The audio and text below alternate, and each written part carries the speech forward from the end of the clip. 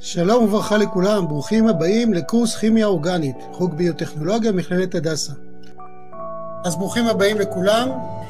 טוב, אז אנחנו חוזרים למצגת, לנושא של מספור. ראינו שיש לנו אפשרות למספר ב-R ו-S. סיימנו את העובדה שאין קשר בין הסימון שאנחנו עושים R ו-S למה שקורה במציאות.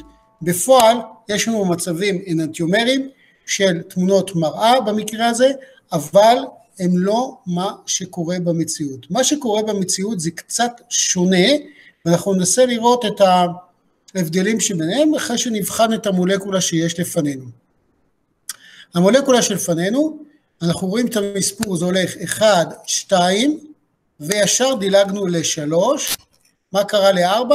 פשוט התעלם ממנו, לא התעלמנו מהמימן שנמצא כאן. אותו דבר כאן, 1, 2, והלכנו ישר ל-3, כביכול שמנו את קבוצת המימן מאחורה, כתוצאה מכך יכולנו לראות לנו שיש לנו אחד שהיא S ואחד שהיא R, כן? אז יש לנו clockwise S, since the H is horizontal to the bond. זאת אומרת, כאן, למרות שהסימון שלנו הוא 1, 2 ו-3, וזה הולך עם כיוון השעון, אנחנו הופכים את זה מ-R ל-S. למה אנחנו מציירים את זה מ-R ל-S? מכיוון שהסימון של המימן שלנו לא נמצא במקום הנכון. לפי כללי פישר, אם אנחנו רוצים לתאר את המציאות של R ו-S, אנחנו צריכים לשמור על כללים, וההסכם שלנו בכללי פישר, שתמיד את המימן נצטרך לשים אותו מתחת למישור בצד ימין. אם לא נשים אותו מתחת למישור בצד ימין, הרי שאנחנו נצטרך להפוך את האוריינטציה שאנחנו קיבלנו, כלומר במקום לסמן כמו כאן שאנחנו רואים 1, 2 ו-3 שזה כביכול R, אנחנו מקבלים את הסימון של 1, 2 ו-3, רגע, לא זה בדוגמה הקודמת, סליחה, אנחנו מקבלים פה את הסימון של 1, 2 ו-3 כפי שהיינו צריכים לקבל אותה בצורה כזאת clockwise. לעומת זאת, בהיטל פישר, כאשר אנחנו מסמנים את ה-H בצורה לא נכונה, אז יש לנו סימון שמתאר לנו מולקולה הפוכה. כלומר, אם זה יהיה צד ה-S שלנו, זה יהיה צד ה-R, ובסך הכל כל מה שעשינו זה שינוי בכיוון המימן. כלומר, שינוי בכיוון המימן יכול לתת לנו שינוי ב-R ו-S. האם יש לנו גם מולקולות נוספות, התמרות נוספות, שיכולים להחליף ביניהם ולקבל R ו-S, אז כמובן שיש לנו גם עוד אפשרויות נוספות, ונראה את זה בהמשך המצגת. בואו ננסה לראות אם אנחנו יכולים לקבוע R ו-S למולקולות שלנו, ונראה את זה כתרגיל. אז קודם כל, יש לנו צורך לתאר דבר ראשון, זה למצוא את הפחמן הקירלי ולסמן אותו בעזרת כוכבית. אז בואו ננסה לעבור על הפחמנים, כן. שאלה. אוקיי, אז קודם כל דבר ראשון אני מחפש את הפחמן הקירלי. מישהו שואל שאלה או שזה סתם? לא, פשוט נתקע לי המיקרופון, אני כבר מסומן פה מה R&S. כן, אבל אנחנו רוצים לראות אם אנחנו יודעים לעשות את זה גם בצורה נכונה. אז קודם כל נמצא את הפחמן הקירלי. אז הפחמן הקירלי זה לא זה, כי יש פה שני מימנים, זה שתי קבוצות זהות. זה גם לא זה, כי יש פה שני מימנים וזה קבוצות זהות, אבל זה כן יכול להיות זה, כי כאן המתמירים של הפחמן הם שונים. יש לנו קבוצה אחת של ברום, קבוצה אחת של מימן, קבוצה נוספת זה כל המשך השרשרת מצד שמאל, וקבוצה נוספת זה כל השרשרת מצד ימין. אם כך, איך נדע שזה באמת R או שזה S? אז כמובן שכתבו לנו פה את הפתרון, אבל בואו ננסה לראות אם אנחנו יכולים לדעת את זה לבד. כדי לדעת לבד נדרג אותם. הברום הוא בעל המסה הגדולה ביותר מכל הפחמנים, ולכן אנחנו שמים אותו כראשון. הדבר הבא שאנחנו יודעים שהמימן הוא האחרון. אחרי שסימנו את הראשון ואת האחרון, אנחנו צריכים להתחבט מהשני ומהשלישי. לשני יש פחמן, ועוד פחמן, ועוד פחמן. כשאני בא לקבוצה השנייה, אני רואה גם כן פחמן, ועוד פחמן, אבל לפחמן הבא יש כבר קשר לשני פחמנים. כלומר, המסה שלו הוא תדורג גבוהה יותר מהמסה של צד שמאל, ולכן ההגדרה שלנו, זה יהיה פחמן, זה יהיה מספור 1, זה יהיה 2, וזה יהיה 3. על 4 אנחנו מדלגים לרגע, ולכן הסיבוב שלנו זה clockwise. וכשאנחנו אומרים שזה יוצא יחד עם כיוון השעון, הרי שיש לנו את ה-R. אתם יכולים לתרגל את זה גם על גבי האחרים, הבאתי את זה כדוגמה, כדי שיהיה לנו אפשרות לצייר ולהצליח גם לזהות. אז כמו שאמרנו אתמול, מה זה ה-R וה-S? R וה-S באים לידי ביטוי, כאשר אנחנו בודקים את זה בצורה פיזיקלית, על ידי אור מקוטב.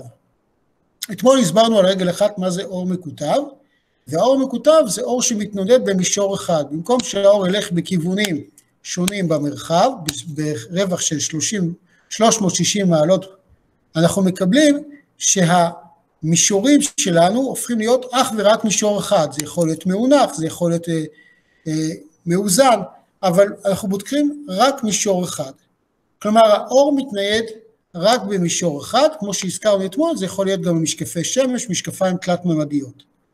כשרואים במכשיר כזה, יש לנו מקור אור, המקור אור שמתפזר לכל הכיוונים, עושים ממנו אור שיהיה מקוטב, כלומר ילך רק בכיוון אחד, כתוצאה מכך אנחנו יכולים לבנות לנו מכשיר, שבתוך המכשיר הזה אנחנו שמים את הדגימה שלנו. בצד השני, אנחנו שמים מקטב, כמו שהראיתי לכם מקודם את המשטח פולרויד אתמול בסרטון, אז יש לנו משטח מקטב. אם יש לנו פה רק תמיסה של החומר הנושא, כמו תמיסה מימית, אז אם אנחנו יכולים לראות אור בצורה כזאת שאנחנו מביטים אליו באופן ישיר, זאת אומרת החומר שהיה בתוך המדגם שלנו, הוא לא היה אסימטרי, ומכיוון שהוא לא היה אסימטרי, יכלנו לראות את האור. אם החומר שלנו היה חומר אסימטרי, הרי ברגע שהוא פגע במולקולה הראשונה, התכונה הפיזיקלית שלו גרמה לתנועה של האור לעבור ממישור אחד למישור אחר. כתוצאה מכך שהוא פגע בעוד מולקולה ועוד מולקולה ועוד מולקולה, הרי שאנחנו מקבלים שלאט לאט מה שקורה למישור, המישור שלנו מתחלף, ויש לנו הסטה מהמישור. כתוצאה מכך, כדי לראות את אותו אור שמוקרן כאן במישור אחד, בקווים מקבילים, עכשיו אני אצטרך לסובב את הצד השני לאחר הדגימה, לזווית מסוימת שאני אוכל לראות את האור. כמות הסיבוב שאני משתמש במכשיר, היא הסטייה שלי. זה יכול להיות סטייה לכיוון חיובי, או סטייה לכיוון שלילי. הכיוון החיובי יסומן על ידי סטייה חיובית, על ידי פלוס, ואם זה יהיה לכיוון נגד השעון, זה יהיה סימון מינוס. הרי שמצאנו עכשיו כמה סימנים שיכולים להיות למולקולה אסימטרית. כאשר יש לנו מולקולה אסימטרית, שיש בה מתמירים שונים לפחמן קירלי, נניח 1, 2, 3 ו-4, אני יכול על פי היטל פישר לדעת שמדובר כאן במקרה הזה לקלוקווייז, כלומר בצורת ה-R. אבל כשאני בא ועושה ניסוי, אני עדיין לא יודע לפי הציור שלי, האם זה יצא בניסוי מינוס או פלוס. אני כן יודע שזה יכול להיות או פלוס או מינוס. כתוצאה מכך, יש לנו למולקולות שלנו סימון של פישר, שזה יהיה הסימון שמתאר איך ההיטל של פישר מסדר את המולקולה במרחב, מהו הסדר הנכון של המסות, אבל אין קשר בין זה לבין התוצאה שקורית בפועל, האם זה יסתובב עם כיוון השעון או נגד כיוון השעון. וכדי להמחיש, ניקח את המולקולה שלנו, שנקראת סודיום לקטט. הסודיום לקטט והלקטיק אסיד יכולים לתאר לנו מה שקורה. סודיום לקטט היא מולקולה שמסומנת S. טוב, זה לא חוכמה.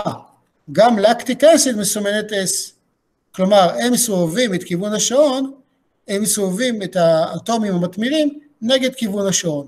בואו נראה, זה יהיה קבוצה מספר 1, המימן אנחנו יודעים שהוא הרביעי, קבוצה מספר 2 זה החמצן, כתוצאה מכך זה קבוצה מספר 3, ויש לנו סיבוב של השעון בצורה הזאת.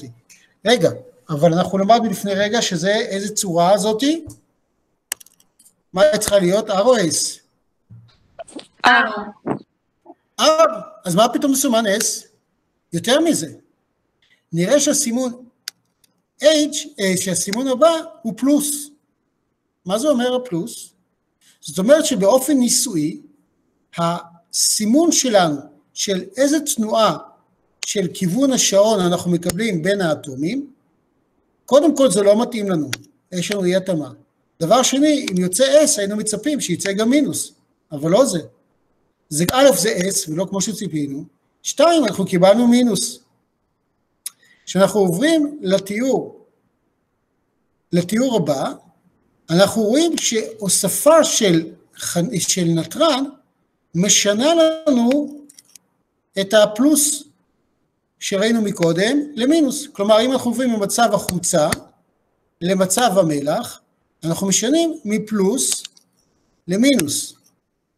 עכשיו בואו נראה אחד לאחד, לא נעשה את זה כל כך מהר, נעשה את זה בשלבים ונראה למה טעינו ב-S ומה גרם לנו בעצם לשינוי בין פלוס למינוס. אז בואו נתחיל עם ה-S, למה טעינו ב-S?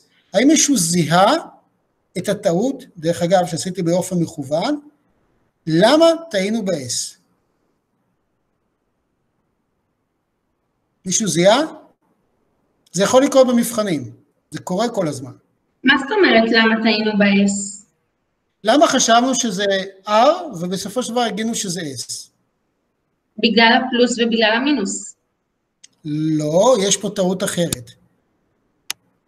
אוקיי, אני אעבור על זה באחד אחד. בוא ננסה לראות אם...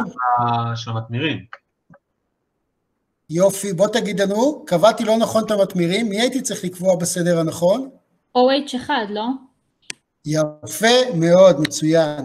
זאת אומרת, הרבה פעמים אנחנו רואים פה שני חמצנים, ופה חמצן אחד, אוטומטית אנחנו כותבים פה אחד, אבל זה לא נכון. וצריך להיזהר עם הדבר הזה. אני עשיתי את זה פה, אמרתי, אולי מישהו ישים לב, אבל זה לא עזר. אז בוא נעשה את זה עכשיו בשלבים. קודם כל, הפחמן הקירלי קשור החמצן. כאן הפחמן הקירלי קשור הפחמן. גם כאן קשור הפחמן. כמובן שזה יבוא ראשון. אחריו, אנחנו צריכים לבדוק איזה קבוצה של פחמן בא. וכאן פחמן שקשור לחמצנים, זה כבר ייתן את העדיפות של 2 ו-3. לכן זה יהיה 3 וזה 2, ואז אנחנו יודעים שזה באמת unclockwise או contrary. אז למה ראינו ב-S? כן, כי היינו חפוזים מדי. עכשיו, מה ההבדל בין פלוס... גלעד, אתה יכול לחזור על זה? כן. מה שעשיתי בהתחלה זה לראות מה עם סדר הקבוצות. ועשיתי את זה בצורה מהירה כדי לראות אם אנחנו קולטים את הטעות, שזה דבר שהוא שכיח. אז בואו ננסה לראות איך אנחנו לא טועים. אנחנו מסמנים את הפחמן הקירלי, בודקים את האטומים שקושרים אליו. אז המימן זה לא בעיה, הוא תמיד יהיה רביעי או האחרון. מבחינתנו, שמים אותו בצד. עכשיו אנחנו צריכים לבחור מי הוא הראשון.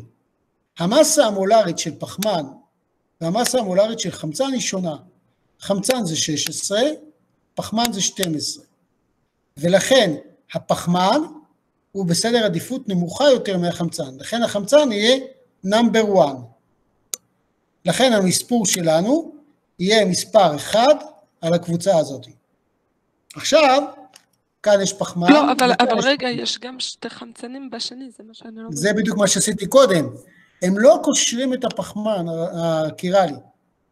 השני החמצנים האלו קושרים את הפחמן שקושר את הפחמן הקירלי. אז אנחנו לא לוקחים בחשבון אותם? בפעם ראשונה אנחנו לא לוקחים אותו בחשבון, לוקחים בחשבון רק את האטום שקשור אליו באופן ישיר. אוקיי, הבנתי, תודה.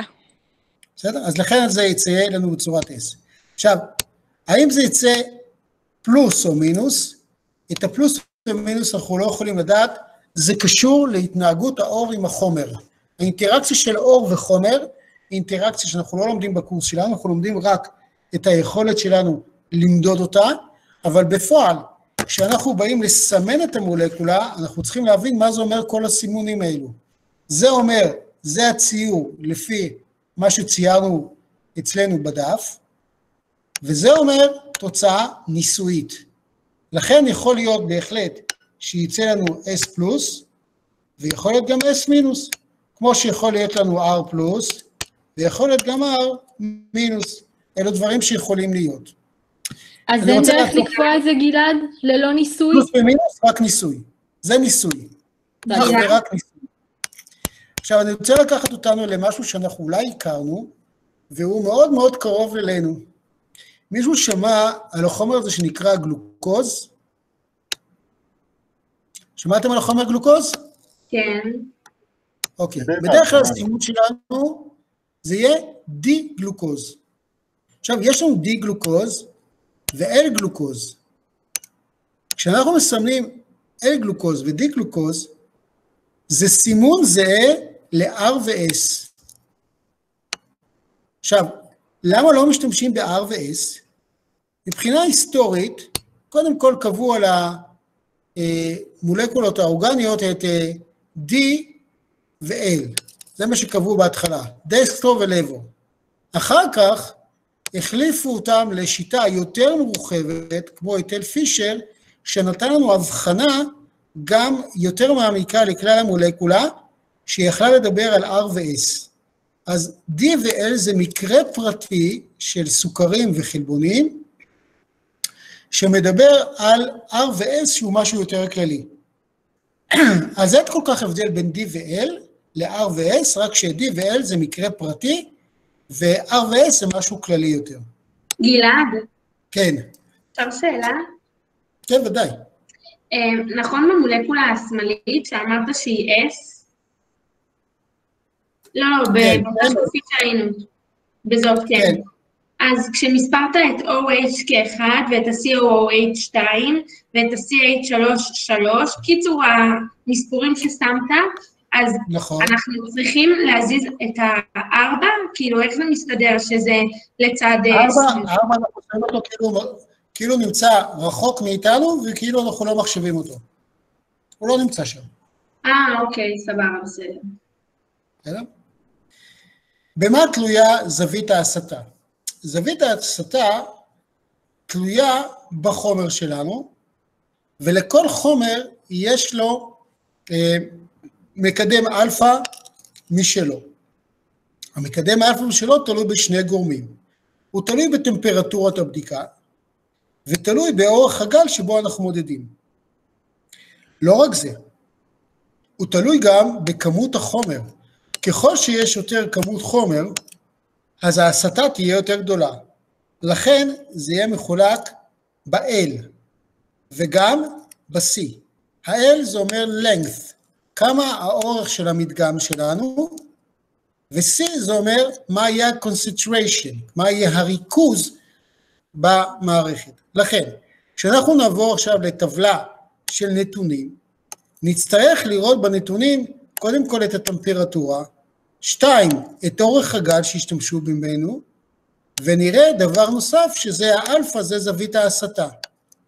מכיוון שתמיד בכל מכשיר אנחנו מחלקים את זה, חלקי האורך וחלקי הריכוז, אנחנו לא צריכים למצוא בטבלה שלנו עוד עמודה של אורך וריכוז, מכיוון שהחלוקה של אלפא, באלפא שיוצאת לנו בניסוי, באורך ובריכוז, נותנת לנו את האלפא האוניברסלי, שמתחשב בפיקטור לריכוז ולאורך.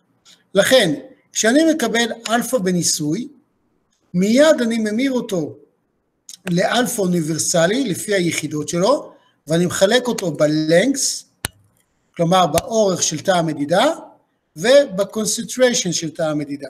אתה יכול לתת לנו דוגמה מספרית? כן, בואו נראה. למשל, אם ההסתה שלנו הייתה פה 20 מעלות. אם ההסתה היא 20 מעלות, והריכוז פה ניקח מספרים, נניח 1.5 מולר, והאורך היה, נניח, האורך הוא בדצימטרים, נראה אם כתבתי לכם שזה בדצימטרים, כן, הנה, האורך שלנו זה בדצימטרים, כן, אז כתבתי לכם את זה, לא שכחתי, אז אם האורך שלנו הוא בדצימטרים, אז אני צריך למדוד מהו אורך התא שלנו, נניח שאורך התא שלנו הוא, ניקח, נניח,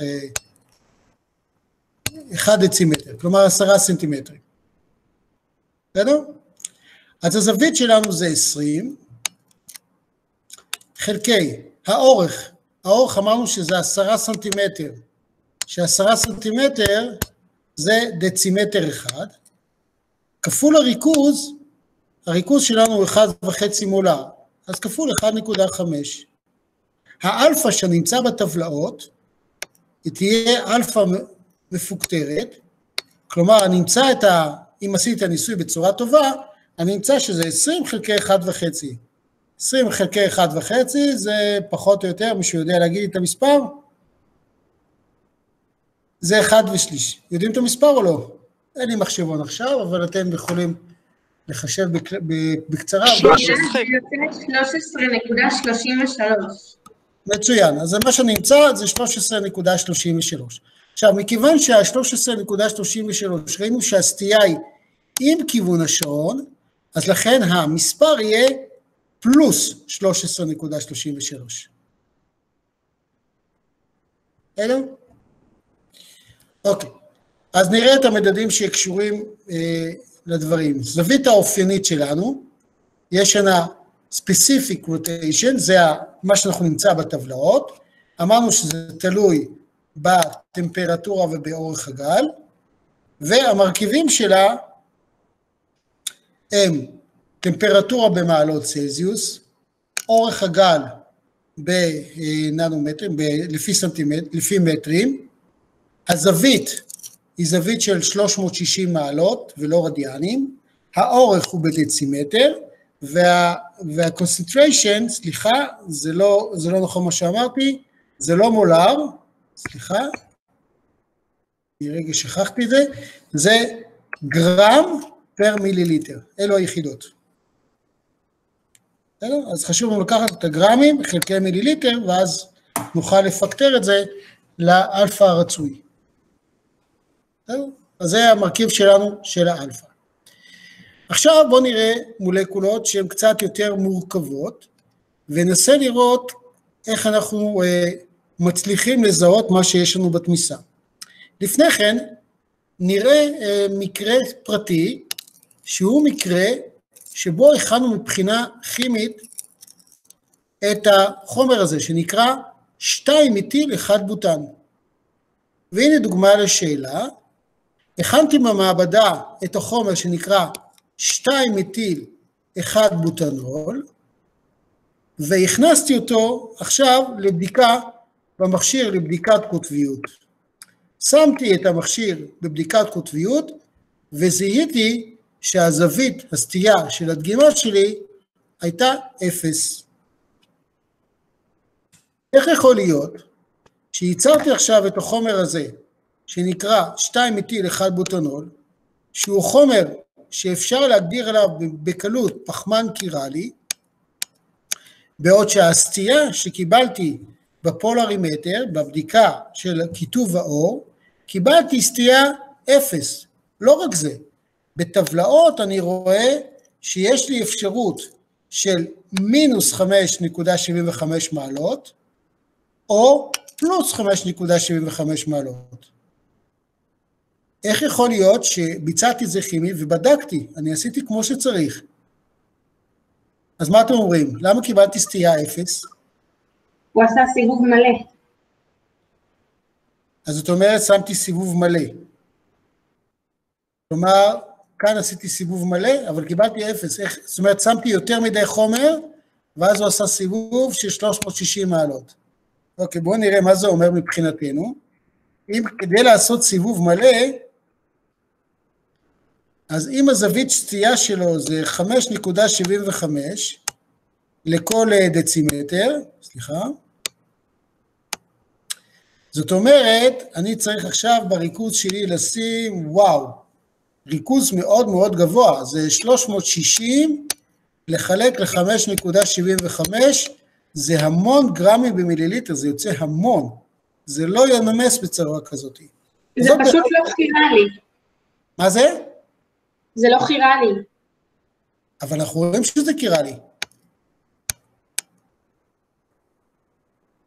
אז הפתרון של זה הוא נורא פשוט, מכיוון שעשיתי את זה מבחינה של תהליך בצורה כימית,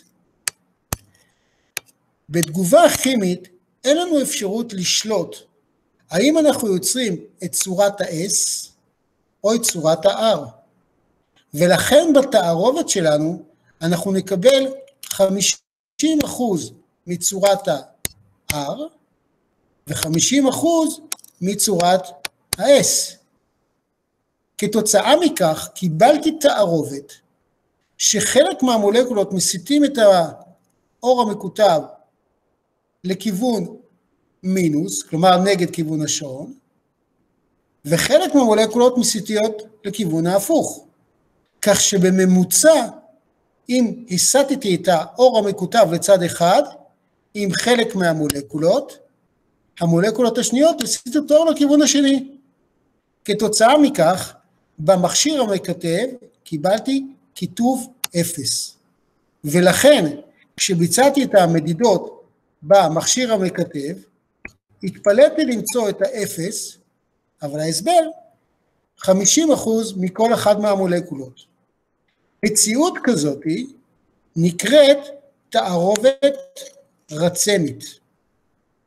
מה זה תערובת רצמית?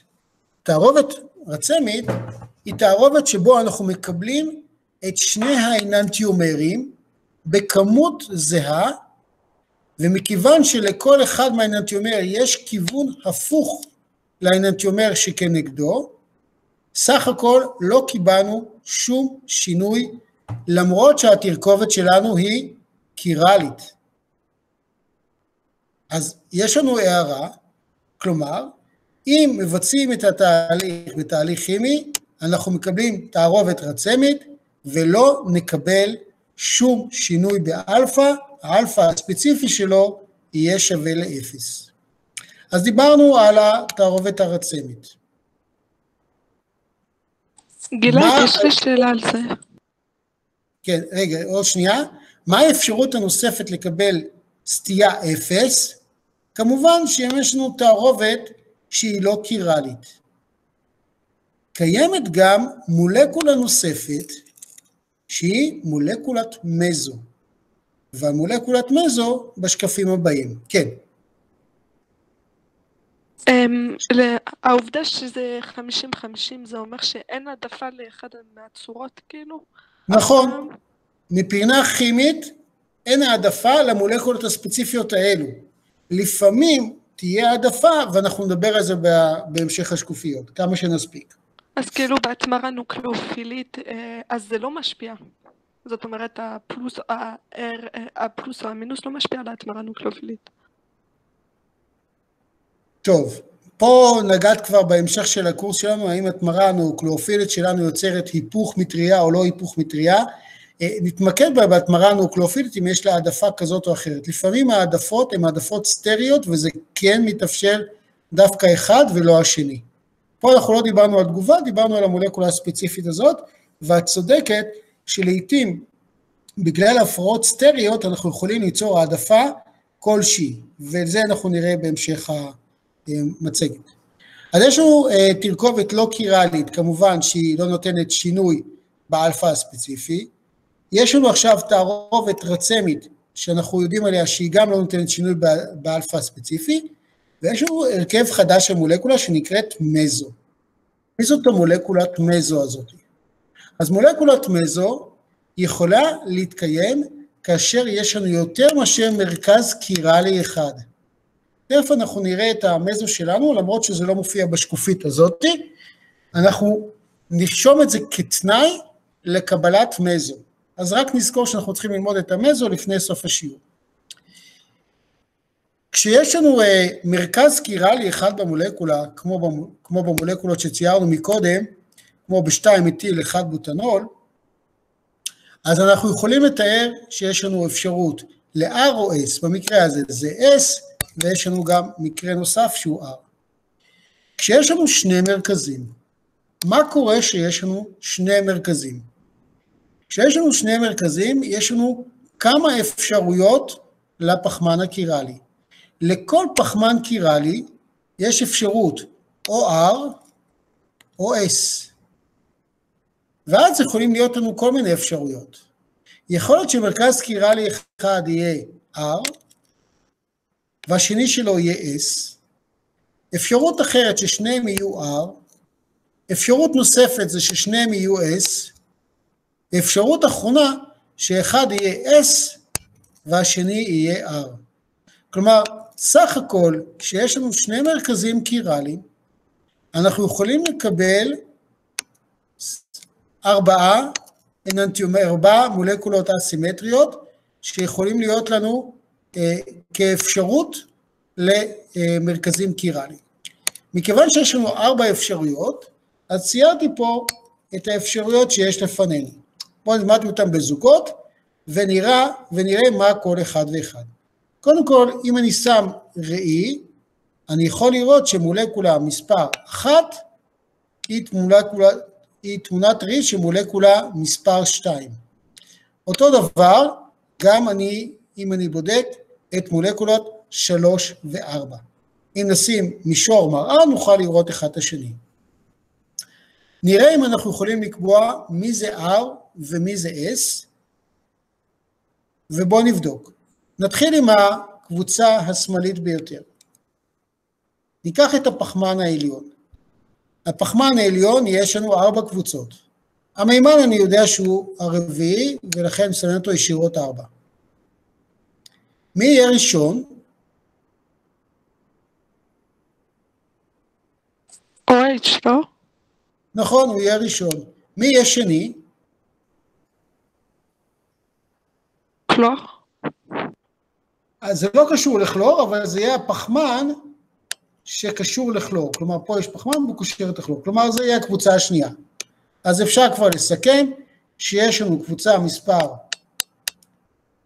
1, יש לנו קבוצה מספר 2, יש לנו 3, ואז אנחנו יכולים לראות את הסיבוב שלנו, שהוא עובד עם כיוון השעון. בואו ניקח את אותו התמרה במולקולה השכנה. אנחנו יודעים שזה 1, אנחנו יודעים שזה 2, זה חלק התחתון, ואנחנו יודעים שזה 3. הסיבוב שלנו נעשה בדיוק לכיוון השני. כלומר, אם זיהינו את המולקולה שלנו, שהחלק העליון שלה כאן הוא R, כן? כי זה היה 1 וזה היה 2, אז במולקולה השנייה זה בדיוק הפוך. כלומר, זה R וזה הפוך שלנו, זה צורת ה-S. אז יש לנו בתמונות ראי שלנו R ו-S למולקולה הזאת.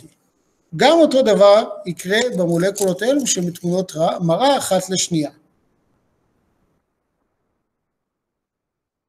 רגע, הולך לכיוון הפוך. אוקיי. יש לנו פה, בתמונות מראה, יש לנו דיאמרים ודיאסטריאומרים. מה ההבדל ביניהם? אם ניקח את 2 ו3, ונשים ביניהם תמונת ראי, לא נוכל לראות אחד את השני. אם כך, 1 ו2 הם תמונות ראי, 3 ו4 הם תמונות ראי. אז אלו הן אנטיומרים, אבל הם אינם תמונות ראי. ומכיוון ש2 ו3 הם לא תמונת ראי, הם נקראים דיאסטריאומרים.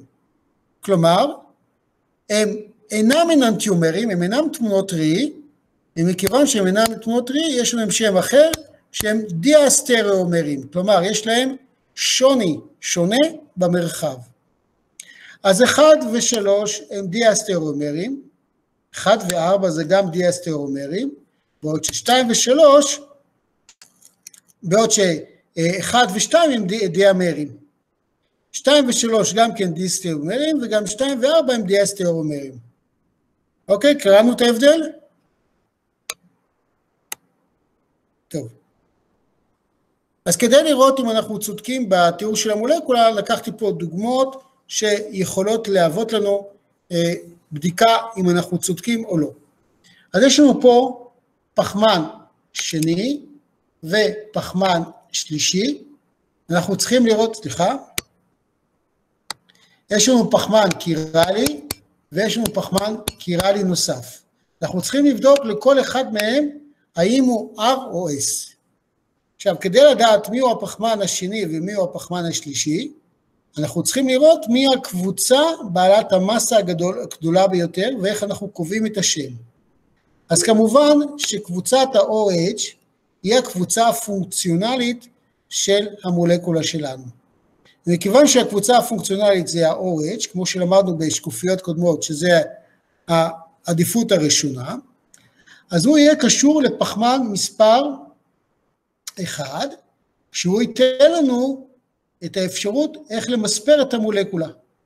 וכשאנחנו מספרים את המולקולה, אנחנו יכולים לקבוע האם מדובר כאן בפחמן מספר 2, או בפחמן מספר 3. אז זה כדי לראות את הקידומת. עכשיו, האם זה R או S? בואו נבדוק אם זה R או S. מי רוצה לנסות?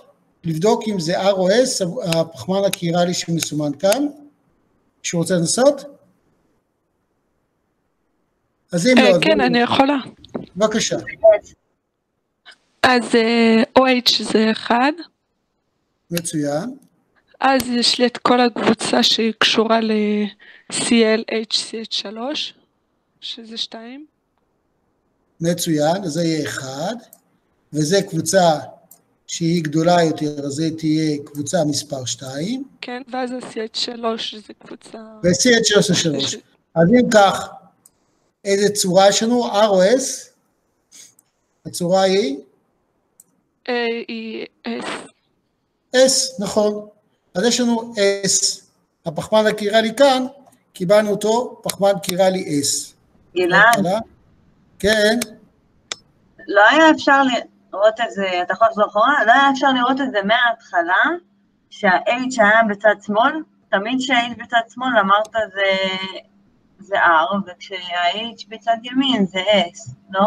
נכון, נכון, אבל אנחנו לא זיהינו את הקבוצות הגדולות. אם הקבוצות הגדולות היו חלופות, זאת אומרת, אם הייתי שם פה את קבוצת ה-OH, ופה הייתי שם קבוצת מטיל, הייתי הופך אותם, אז זה לא היה עוזר לנו. הבנתי. בסדר? אז זיהינו את המולקולה בצורה כזאת, וכך אפשר לעשות עוד דבר. אז אלו נקראים דיאמרים. איך נקראת המולקולה הזאת, לעומת המולקולה הזאת? מה היחס ביניהם? הם דיאסטריאומרים. אנחנו יכולים לראות שיש להם דיאסטריאומרים. בואו נראה את המשותף. זה R ו-S, וזה S ו-R. כאן אנחנו מדברים על שני R, ופה אנחנו מדברים על שני S. מכיוון שאין לנו פה תמונת ראי של אחד לשני, לכן הם מתייחסים לדיאסטריאומרים.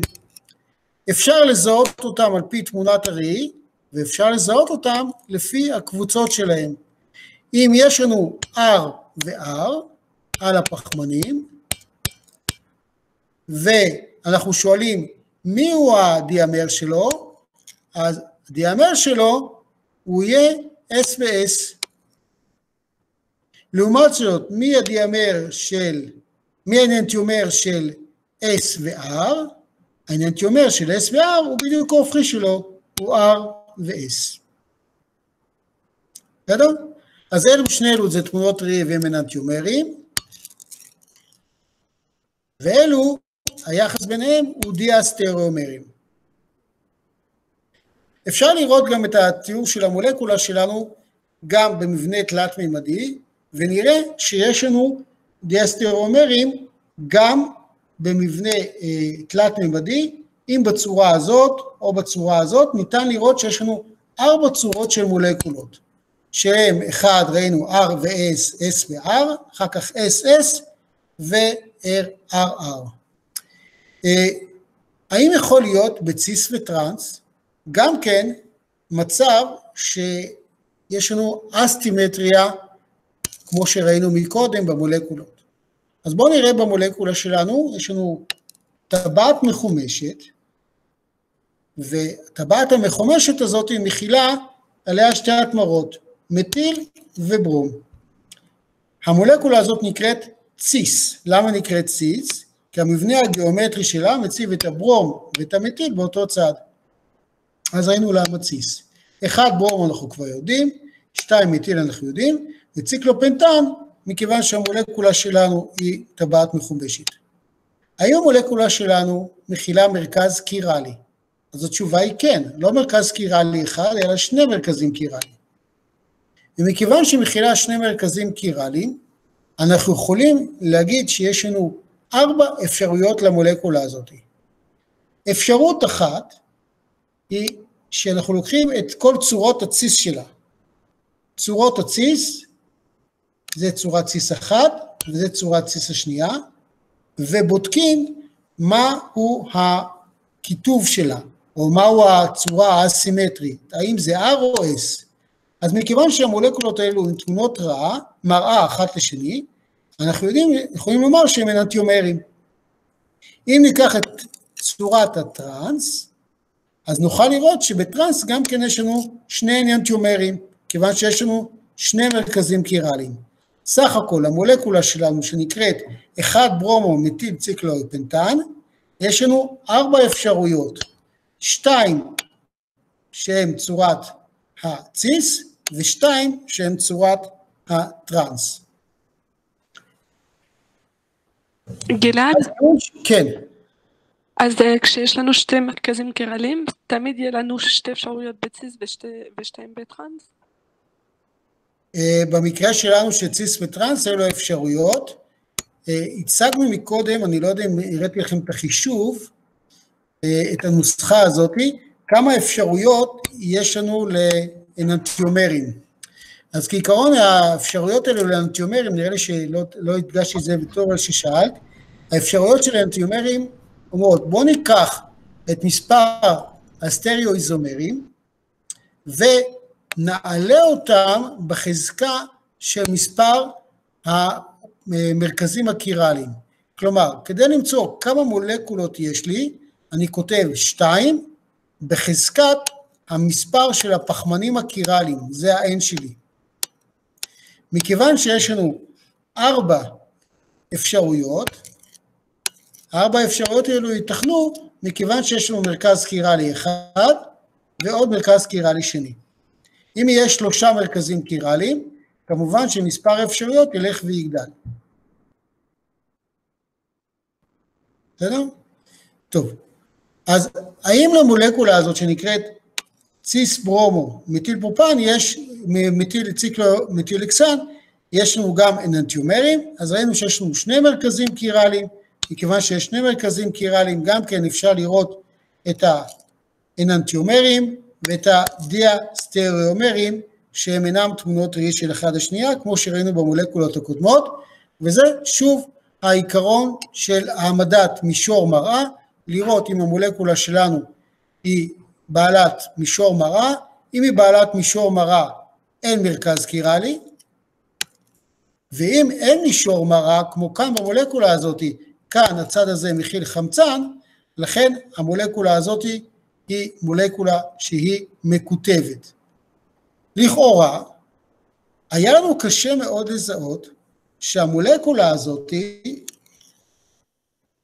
היא מולקולה קירלית. מדוע? כי עד עכשיו למדנו את הכלל הפשוט שאומר, אם ניקח פחמן ונבדוק לפחמן שיש לו 4 קבוצות התמרה שונות, כאן במולקולה הזאת יהיה לנו קשה לראות את 4 קבוצות התמרה שונות. בכל אופן יש פה פחמן קירלי. מיהו הפחמן הקירלי שיש לנו במולקולה של 2 מטיל ציקלוהקסנן? האם אתם יכולים לזהות את הפחמן הקירלי? האם זה יהיה 1, 2, 3, 4? אז כמובן שבציור הזה קשה לראות אותו, אנחנו צריכים לראות את הפחמן שקושר 4 קבוצות שונות.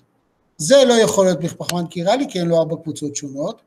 זה יש לו 2 מימנים, וכמובן גם לכל האחרים, ולכן אין להם פחמנים קירליים, והיחידי שיש לו פחמן קירלי, זה הפחמן הזה שיש לו קבוצה אחת מטיל, קבוצה אחת מימן, הטבעת מצד שמאל, והטבעת מצד ימין, שמכילה כאן את הקשר כפול החמצן, ששונה בין שני הצורות.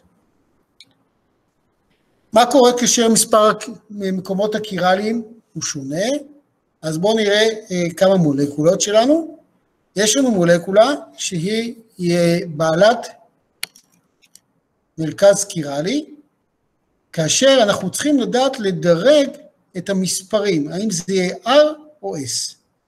אז האם מישהו רוצה לקחת את האתגר, האם המרכז הקירלי כאן הוא R או S? אז מישהו לוקח את האתגר, ידע שזה לא קשה, אבל זה לא טריוויאלי.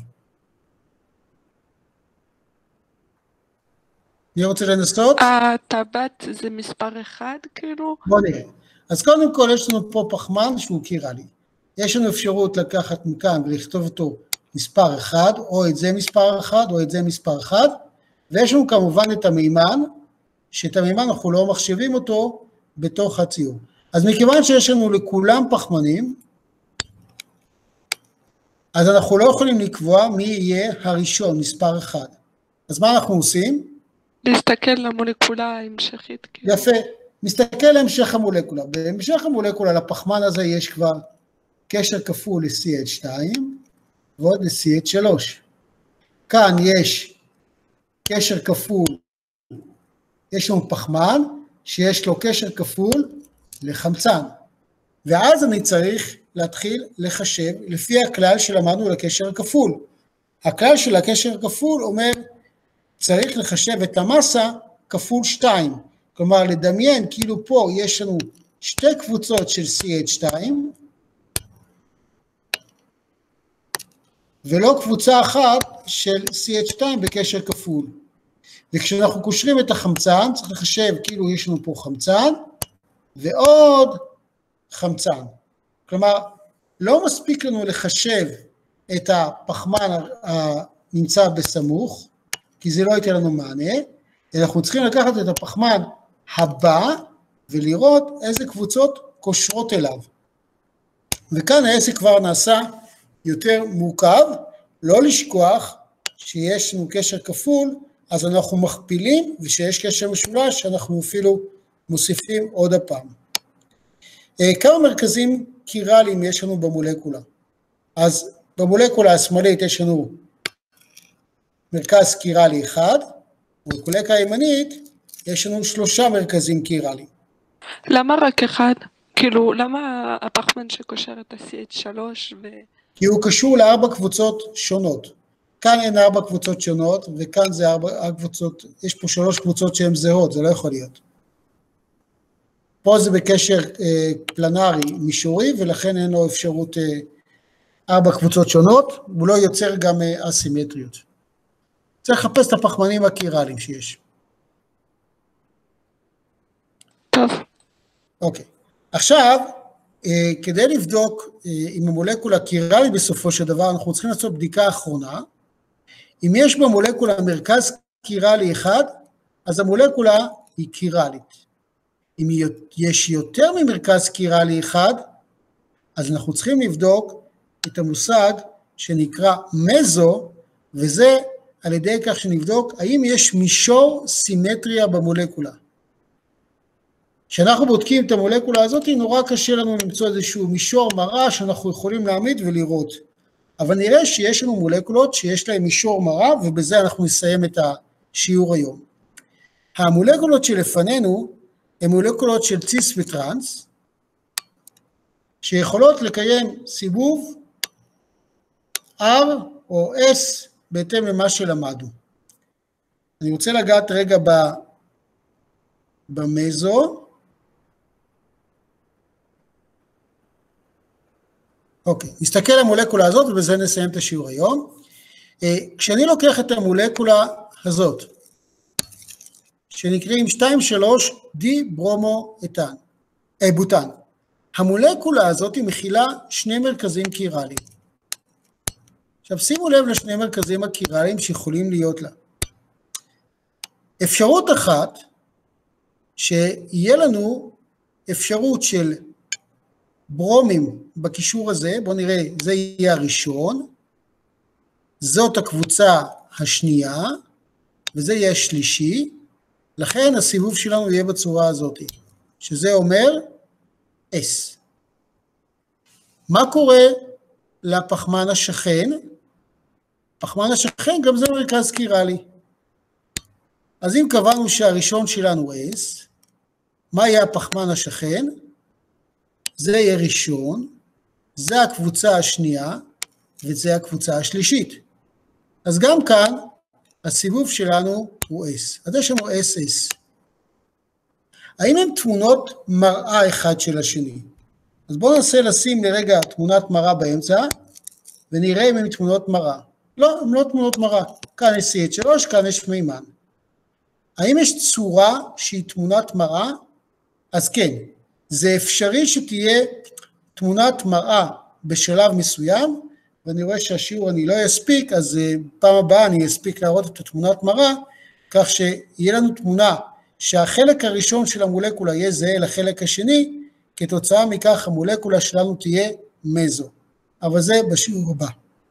אז תודה רבה לכם על ההשתתפות, ונתראה בעזרת השם בשבוע הבא.